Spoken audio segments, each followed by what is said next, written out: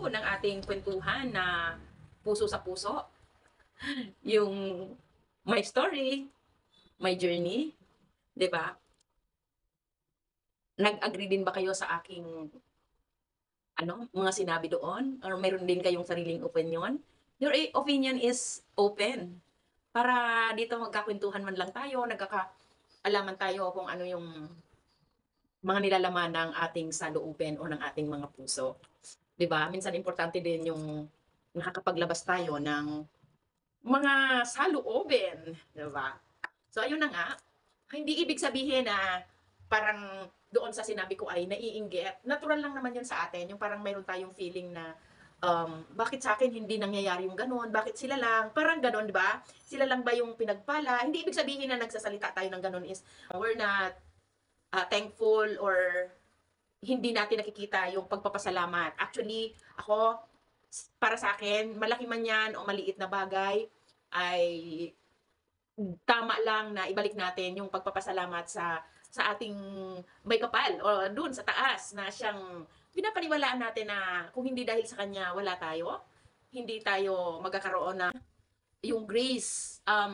Para kasi sa akin, yung grace kasi is hindi naman talaga yung regalo eh. Kumbaga, it is something na hindi natin deserve, pero binibigay sa atin ni God, di ba? So, yun, lahat talaga ng meron tayo, maliit man ito o malaki, dapat natututo tayong magpasalamat dito. Kung agree kayo, i-comment nyo yan dyan. We have to be thankful always, di ba? Um, yung ating mga white hair or yung gray hair natin. O di ba? Ang poging ng inyong Auntie G. Kasi kahapon, yung maikli kong buhok, ay pinaiklian ko pa. But anyway, balik tayo dun sa ating kwentuhan.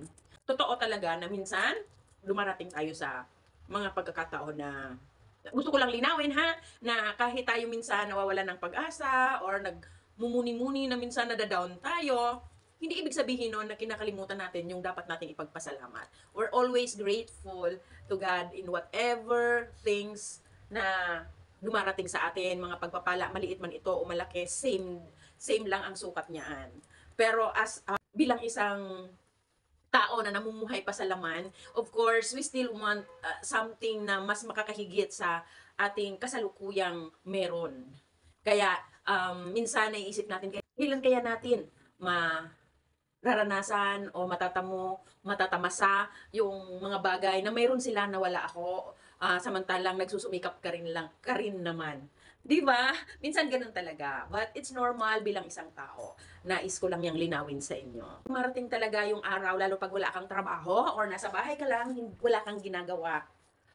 May time talaga na parang um, yung ayaw mong kumilos, na parang alam mo naman na kaya mo pero nagdadalawang isip ka sa sarili mo. Maraming nakakaramdam ng mga ganyan. Um, Parang gusto mo na lang magkulong. Parang kahit mag-exercise ayaw mo nang gawin. 'Di ba? Minsan may mga ganyang pagkakataon. Pero um, guys, 'wag nating kakalimutan na there's always God na nandiyan para sa atin. Hindi niya tayo pinapabayaan ever. Ika nga kung tayo'y nakakalimot sa Diyos, pero ang Diyos hindi yan tayo niya nalilimutan o hindi niya tayong kayang pabayaan. Kung tayo, nakakalimutan natin minsan siya, pero ang God, He will never forsake us. Ika nga. 'Di ba? It's biblical. Kaya, let's just hold on, always pray na lang, and sipagan pa natin para mayroon tayong makakamit na blessing o pagpapala. Kasi alam nyo, kapag marami tayong blessing na natatanggap, pag mayroon tayong something, marami kang pwedeng gawin, like yung pagtulong na lang sa kapwa. Or hindi na lang sa kapwa, sa pamilya.